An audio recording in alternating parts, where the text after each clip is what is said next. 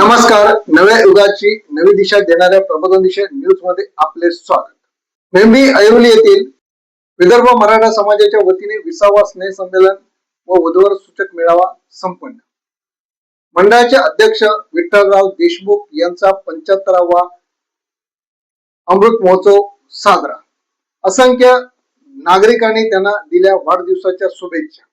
Airoli sector 19 मधील श्री संत गजानन महाराज मंदिराच्या सभागृहामध्ये प्रतिवर्षाप्रमाणे यावर्षी 20वा विदर्भ मराठा समाज वधूवर मेळावा आणि स्नेह संमेलनाचं आयोजन करण्यात आलेले.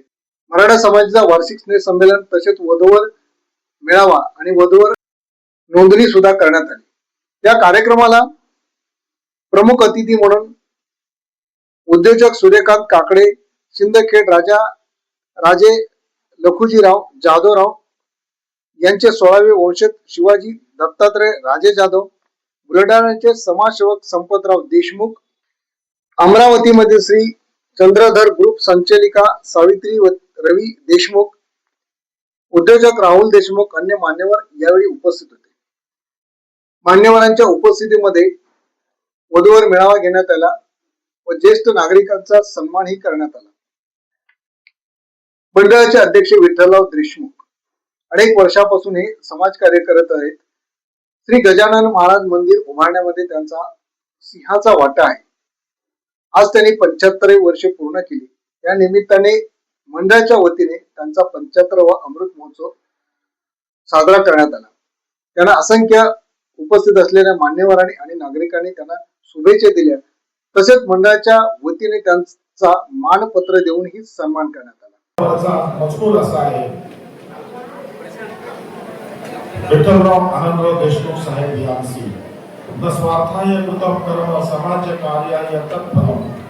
आपण सामाजिक, सार्वजनिक, धार्मिक आणि राजकीय जीवनात केलेले गेली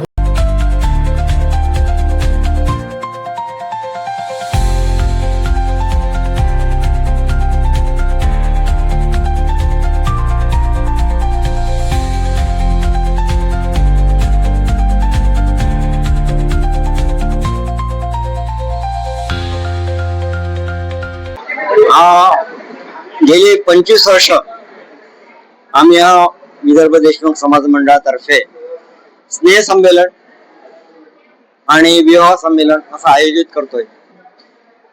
यावर्षीचा विशेष असा आहे की आमच्या मंडळाचे माननीय अध्यक्ष श्री विठ्ठलराव आनंदराव देशमुख यांचा 75वा वाढदिवस आहे आणि नेमका तो 4 जानेवारीला आलेला आहे आणि रविवार आहे.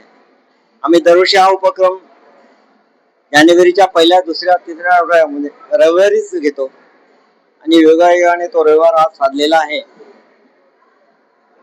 माननीय विठ्ठलराव देशमुख यांचं कार्य आपल्या सर्वांनाच माहित आहे, प्रेरणादायी आहे आणि त्यांना आमच्या कार्यकारिणीतर्फे आजच